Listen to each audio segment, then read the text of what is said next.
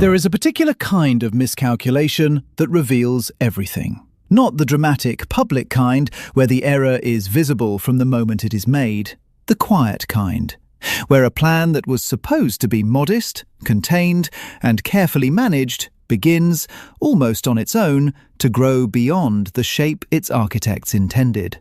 And then, according to sources speaking in recent days, the two people at the centre of that plan stop agreeing about whether what is happening is a problem. That is where Harry and Meghan stand today, 10 days before they are scheduled to land in Australia.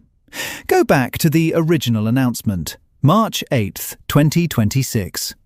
A spokesperson for the Duke and Duchess of Sussex confirmed they would visit Australia in mid-April to take part in, and these were the exact words used, a number of private, business, and philanthropic engagements.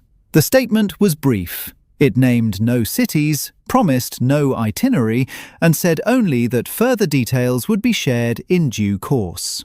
Royal editor Emily Nash, speaking on the A Right Royal podcast, described the original understanding of the trip as just a handful of days, a small operation, something centred largely on Meghan's appearance at the Her Best Life retreat in Sydney.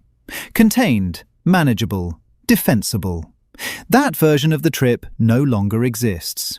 As of this week, sources confirmed to Hello magazine that the Australia visit has expanded into a 3-city itinerary covering Melbourne, Canberra and Sydney. 3 cities, not 2, 3. And the third one, the one that was not in any original briefing, is not Sydney, where the luxury women's retreat is being held. It is not Melbourne, where Harry will keynote a psychosocial safety summit to an audience paying upwards of $2,000 Australian per seat. The third city is Canberra, Australia's capital, the seat of the federal government, the city where Prime Minister Anthony Albanese sits. The same Anthony Albanese who, when he met King Charles at Balmoral last September, publicly named William and Catherine as the royals he was hoping to host next. The same Anthony Albanese who has described himself as a Republican, who has formally backed removing Prince Andrew from the line of succession, and who has never, in any public or reported private communication, expressed any interest whatsoever in hosting the Duke and Duchess of Sussex. That is where they are now headed. Let us be precise about what a Canberra visit means in the architecture of an Australian trip. Canberra is not a tourist destination. It is not a lifestyle launch market.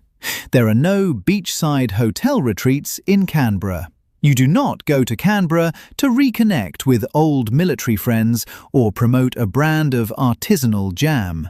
You go to Canberra to be seen by the government. A visit to Canberra by a Duke and Duchess, even former working ones, even self-described private citizens, carries a specific institutional vocabulary. It implies a meeting. It implies access. It implies a level of political acknowledgement that the couple's own spokesperson has been at considerable pains to disclaim.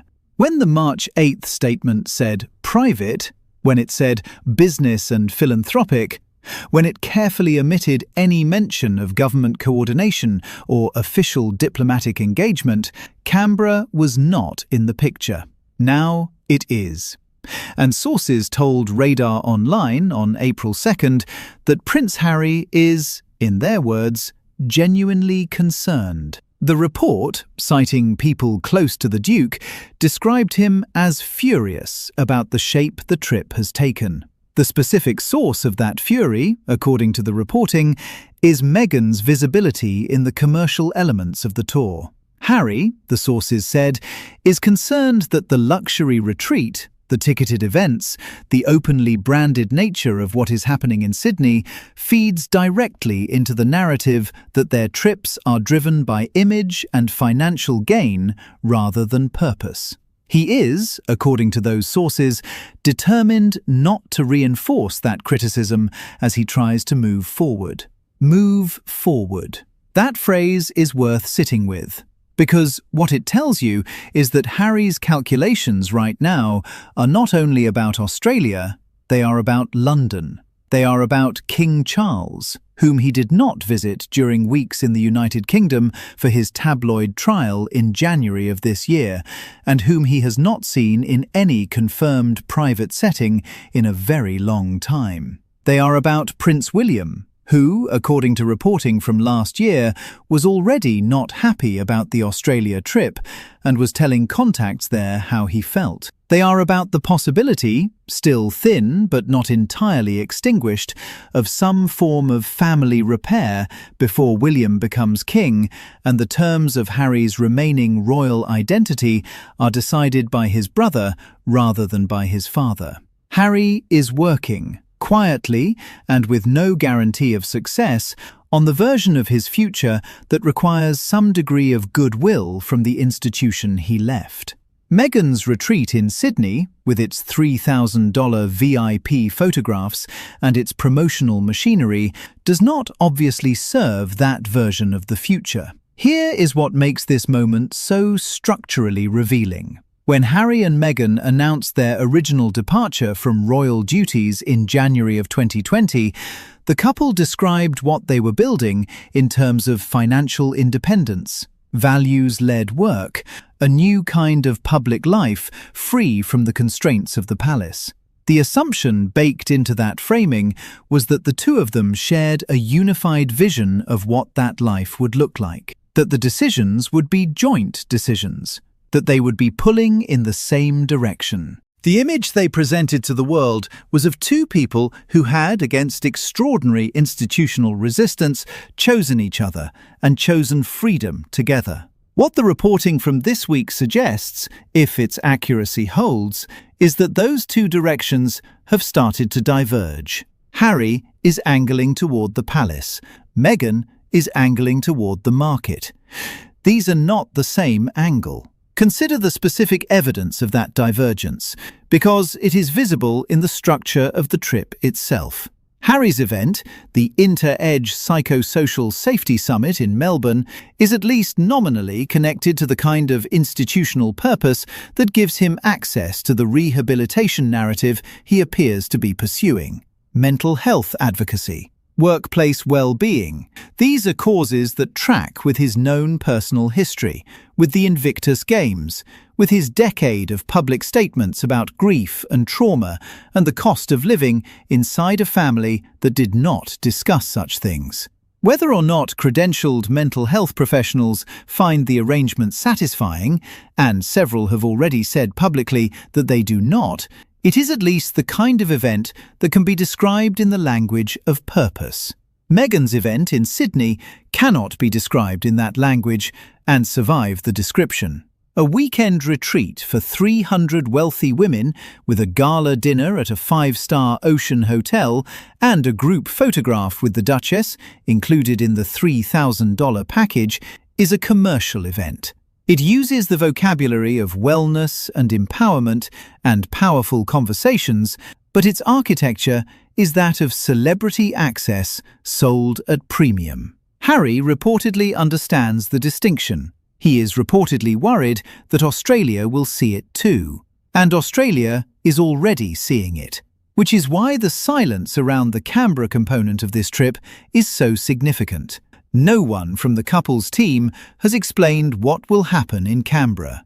No government official has confirmed any meeting. No spokesperson for Prime Minister Albanese has said a word about whether the Sussexes will be received at any official level during their visit to the capital. That silence is not administrative oversight. That silence is a negotiation being conducted entirely out of public view. Because the government of Australia faces an uncomfortable choice.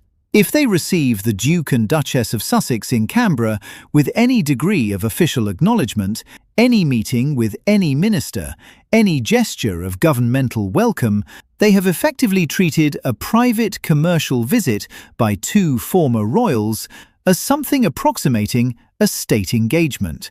They will have given the Sussex brand something it desperately needs and has never been able to legitimately claim since January of 2020. the appearance of institutional relevance. If they do not, if Canberra turns out to be nothing more than a logistical transit point, an airport stopover between Melbourne and Sydney, then the inclusion of the city in the itinerary becomes one of the most conspicuous pieces of evidence yet that the trip was always reaching for diplomatic status it has no right to receive. This is the same tension that has defined every Sussex international trip since their departure. Jordan in February, Nigeria in 2024, Colombia in 2024. Each one announced with the language of humanitarian purpose. Each one conducted with the trappings of official importance. Each one producing the same unanswerable question about who exactly is authorizing what. The palace is always informed as a courtesy. The relevant country is always diplomatically gracious. The photographs always look like something between a celebrity appearance and a state visit. And no one ever quite explains whose decision it was to make them look that way. What is different about Australia is the political texture of the reception. Anthony Albanese is not a naturally sympathetic host. He has not rolled out any form of welcome. The public petition demanding that Australian taxpayers fund nothing, not a security detail, not a government coordinator, not a single publicly owned vehicle, gathered thousands of signatures and was met with official silence that commentators on both sides of the Republic debate have interpreted as studied avoidance. The same country whose Prime Minister told the world he wants William and Kate is now 10 days away from hosting Harry and Meghan in a 3-city tour that, according to Hello magazine's royal editor, has ballooned beyond all original expectations.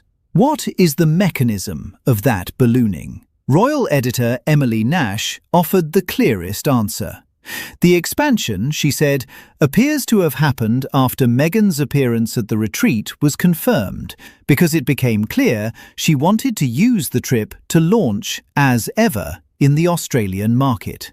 The trip grew to the size that the brand launch required, not the other way around. The commercial logic expanded the itinerary. The philanthropic framing followed. Canberra, in that reading, is not a diplomatic gesture. It is a backdrop. The kind of backdrop that looks best in a documentary.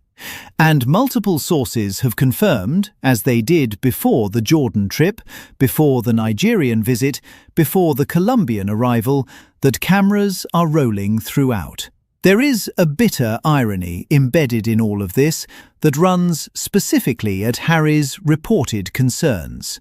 He is, according to those Radar Online sources, worried about how the retreat appears.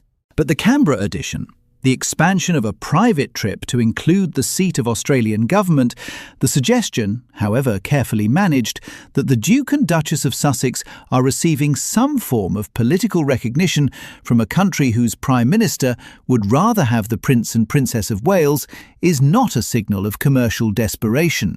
It is a signal of something arguably more damaging to his reconciliation project. It is a signal that the brand is still trying to behave like the institution it left, that the titles are still being used to do work that only official royal status could legitimately justify. In 2018, Harry and Meghan arrived at Sydney Airport as the Duke and Duchess of Sussex in the full and operative sense of those titles. They had their announcement, they had their crowds, they had Bondi Beach and the Opera House steps and the news of Archie's coming arrival. They had, by almost every account, the genuine warmth of a nation that wanted to believe in them. That warmth was real. It was also, it now appears, partly based on a misunderstanding of what Meghan thought of it. Valentine Lowe's account in Courtiers of Meghan reportedly telling staff that the enormous crowds were silly still sits in the public record, unrebutted, persistent, and gaining new resonance every time the couple returns to Australia and charges admission to the kind of moment that Australians once freely gave. In 2026, the trip has expanded. The cities have multiplied. The brand is already trademarked on Australian soil. The cameras are rolling, and Harry, according to people who speak for him, is furious about at least part of what he is watching unfold. That internal fracture, if it is real, is the most consequential thing about this moment. Because the Sussex operation has always relied on the perception, carefully maintained across 6 years of interviews, books, documentaries, and coordinated press management, of two people with a shared vision and an unshakable alliance. A united front. The image of a couple who chose each other against everything the institution could throw at them. The Australia trip of 2026, expanding without consent, generating internal conflict, heading toward a capital city that never invited them, dragging a brand launch into the same frame as a reconciliation attempt, threatens something more fundamental than the commercial viability of As Ever or the warmth of any individual public reception. It threatens the one narrative that has held everything else together. The trip begins in 10 days. The cameras are already positioned. The Canberra question remains unanswered.